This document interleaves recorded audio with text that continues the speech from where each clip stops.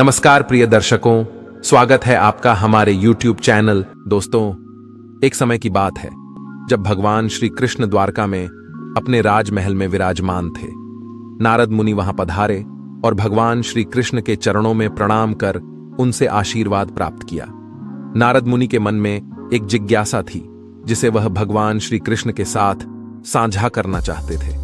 भगवान श्री कृष्ण ने नारद जी का स्वागत करते हुए कहा, आइए देवर्षि, आज द्वारिका में दर्शकों हम कहानी शुरू करें और आप इस वीडियो में खो जाएं। इससे पहले को सब्सक्राइब करें। प्रिय दर्शकों, अगर आप भी भगवान श्री कृष्ण को सच्चे दिल से मानते हो तो कमेंट में सच्ची श्रद्धा से जय श्री कृष्ण जरूर लिखें। दोस्तों, आइए देवर्षि, आज द्वारिका में किस कारण से आगमन हुआ है?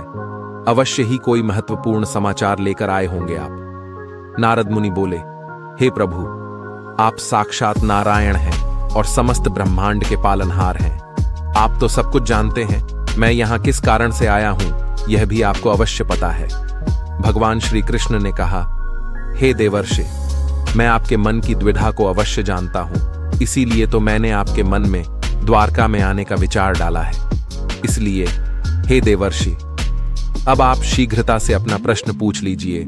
आपको पितामह ब्रह्मा जी के पास भी तो जाना है। तब देवर्षि बोले, हे प्रभु, आप तो सब कुछ जानते हैं और यह आपकी ही लीला है, फिर भी मैं आपसे कुछ पूछने की चेष्टा करता हूं। हे प्रभु, आज जब मैं धरती पर भ्रमण कर रहा था तो एक नगर में मुझे एक अत्यंत दरिद्र और दुखी पुरुष दिखाई दिया। वह कुष्ठ रोग से ग्रसित था और एक वृक्ष के नीचे बैठकर शोक कर रहा था। तब मैं कौतूहलवश उसका हाल चाल जानने के लिए उसके पास गया। उस व्यक्ति ने मुझे देखकर प्रणाम किया और कहा, हे मुनिवर, आप अवश्य ही देवर्षि नारद जी हैं। आपको देखने से ही यह ज्ञात हो जाता है। मैंने आपके बारे में जो जो सुना है, आप ठीक उसी प्रकार के दिव्य प्रतीत होते हैं। तब मैंने उस मनुष्य से पूछा, हे मनुष्य, तुम्हारी ऐसी अवस्था कैसे हुई और तुम्हारे दुख का क्या कारण है? यदि तुम मुझे बताने की चेष्टा करो तो मैं कुछ उपाय करता हूं। उस मनुष्य ने कहा, हे देवर्षि, आप मेरे लिए कुछ नहीं कर सकते। मैं तो अपने कर्मों का फल भोग रहा हूं। मैंने अपने जीवन में अनेकों पाप किए हैं जिनकी कोई सीमा नहीं है। मैंने घृणित से घृणित पाप किए, दूसरों का धन लूटा है, वेश्याओं के साथ संबंध बनाए हैं, पराई स्त्रियों के साथ अनुचित आचरण किया है। मैंने चोरी, लूट, हत्या आदि प्रकार के अनगिनत पाप किए हैं। मैंने अपने माता पिता को भी धक्के मारकर घर से बाहर निकाल दिया था, जिसका दंड मैं इसी जन्म में भुगत रहा हूं। न जाने मृत्यु के बाद मेरा क्या हाल होगा। उस मनुष्य की बात सुनकर मुझे बड़ा विस्मय हुआ। मैंने उसे दिलासा देते हुए कहा, हे मनुष्य, तुमने तो अनेक बड़े बड़े पाप किए हैं और तुम्हारे कर्मों के अनुसार तुम्हें दंड भी मिल रहा है, किंतु हे मनुष्य, क्या तुम प्रायश्चित नहीं करना चाहते? अपने पापों से मुक्ति के लिए कोई उपाय नहीं करना चाहते?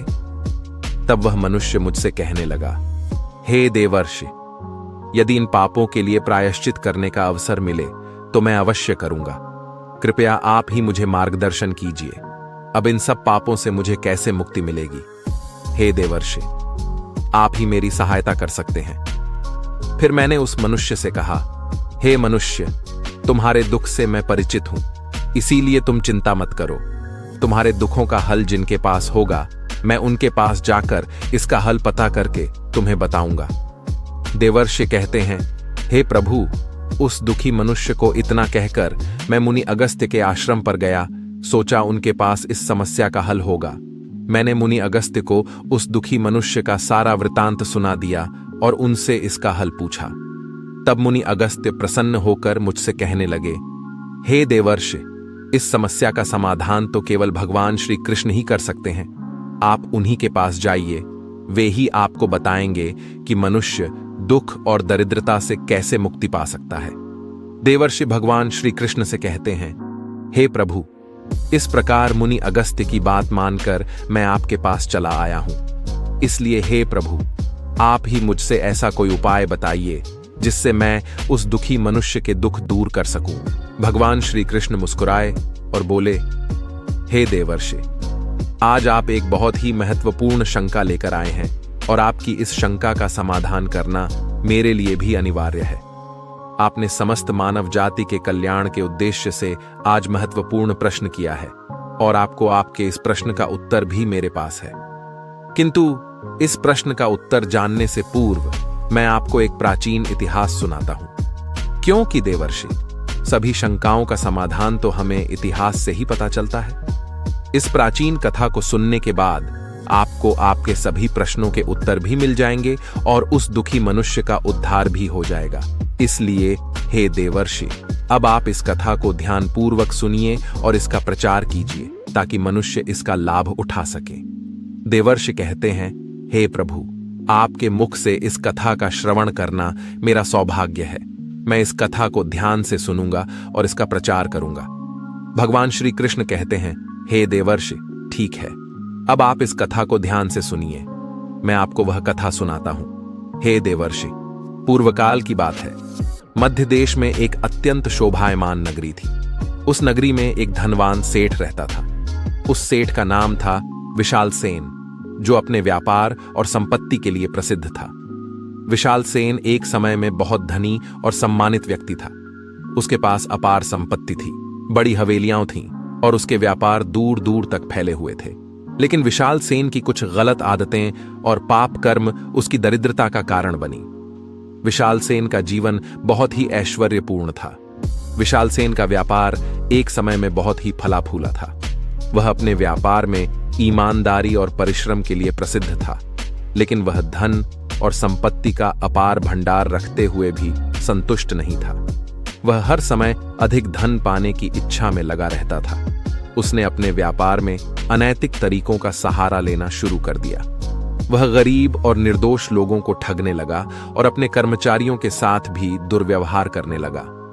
विशाल सेन की पहली बड़ी गलती यह थी कि उसने अपने व्यापार में झूठ, छल और धोखे का प्रयोग करना शुरू कर दिया। उसने अपने ग्राहकों को नकली सामान बेचना शुरू कर दिया और उन्हें धोखा देकर अधिक पैसा कमाने की कोशिश की। उसने अपने कर्मचारियों को भी धोखा दिया और उन्हें उनके काम का उचित वेतन नहीं दिया। उसने अपने व्यापारिक साझेदारों को भी धोखा दिया और उनके हिस्से का पैसा हड़प लिया। और इस प्रकार से उसका धन का लालच अधिक बढ़ता गया और इसके साथ ही विशाल सेन का अहंकार भी दिन प्रतिदिन बढ़ता गया। उसने अपने धन के मद में चूर होकर अपने परिवार और मित्रों की उपेक्षा करना शुरू कर दिया। जो विशाल सेन पहले अपने माता पिता की बड़ी सेवा करता था, वह अचानक से इतना क्रूर और दुष्ट बन गया कि उसने अपने माता पिता की अवहेलना शुरू कर दी। वह माता पिता को भी अपमानित करता था। विशाल सेन की माता भी उसे बहुत समझाया करती थी, बेटा, इतना अधिक धन का लालच उचित नहीं है, यह तुम्हें विनाश की ओर ले जाएगा। विशाल सेन कहता, हे बुढ़िया, तू अब मुझे ज्ञान देगी। रात दिन घर पर बैठकर मेरे टुकड़ों पर पलती है और अब मुझे ही ज्ञान दे रही है। अगर तुझे इतना ही बुरा लग रहा है तो मेरे पैसे का भोजन क्यों कर रही है? विशाल सेन की माता ने कहा, बेटा, अहंकार मनुष्य का बहुत बड़ा शत्रु होता है। यह अहंकार ही तुम्हारा विनाश कर देगा, इसलिए जल्दी संभल जाओ। अपनी माँ की ऐसी बात सुनकर विशाल सेन को बड़ा क्रोध आ गया। वह कहने लगा, वाह रे बुढ़िया, माता होकर भी तू पुत्र के विनाश होने की कामना कर रही है। मैं ही बड़ा मूर्ख हूं जो अपने घर में सांप को पाल रहा था। इतना कहकर उस विशाल सेन ने अपनी माता और पिता दोनों को घर से बाहर निकाल दिया। इतना ही नहीं, विशाल सेन अपने कर्मचारियों को न केवल कम वेतन देता था, बल्कि उनके साथ अपमानजनक व्यवहार भी करता था। उसकी लालच और अहंकार ने उसे अंधा बना दिया था और वह किसी की परवाह नहीं करता था। विशाल सेन की बुरी आदतों में शराब पीना, मांस खाना, जुआ खेलना और वेश्यागमन प्रमुख थे। वह अपने समय का अधिकांश हिस्सा इन बुराइयों में व्यतीत करता था। उसने अपने परिवार की भी उपेक्षा करना शुरू कर दिया और उनके साथ दुर्व्यवहार करने लगा। विशाल सेन की पत्नी और बच्चे उसकी इन आदतों से बहुत दुखी थे, लेकिन वह उनकी परवाह नहीं करता था। विशाल सेन की पत्नी ने कहा, हे स्वामी, आपका यह आचरण उचित नहीं है। लालच, बुरी आदतों और अहंकार के कारण आप विनाश के मार्ग की ओर जा रहे हैं। कृपया रुक जाइए। लेकिन विशाल सेन ने अपनी पत्नी की बात नहीं मानी और वह अशुभ कार्य करता रहा। फिर एक दिन उसकी पत्नी अपने बच्चों को लेकर उसका घर छोड़कर चली गई। लेकिन विशाल सेन को इस बात से जरा भी दुख नहीं हुआ। उसने कहा, जाती है तो जाने दे, मेरा क्या बिगड़ेगा।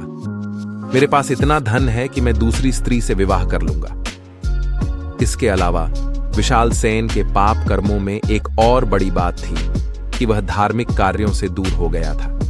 उसने भगवान की भक्ति और पूजा पाठ करना बंद कर दिया था। वह अपने धन और संपत्ति के मद में चूर होकर यह भूल गया था कि यह सब कुछ भगवान की कृपा से ही प्राप्त हुआ है। उसने अपने धर्म और कर्तव्यों का पालन करना छोड़ दिया था, जिससे उसकी दरिद्रता और भी बढ़ गई। विशाल सेन की बुरी आदतों और पाप कर्मों के कारण धीरे धीरे उसका व्यापार घटने लगा। उसके कर्मचारी और ग्राहक उससे दूर होने लगे। एक दिन विशाल सेन अपने सेवकों के साथ एक नाव लेकर व्यापार करने के लिए विदेश जा रहा था। वह नदी के मार्ग से गुजरने लगा।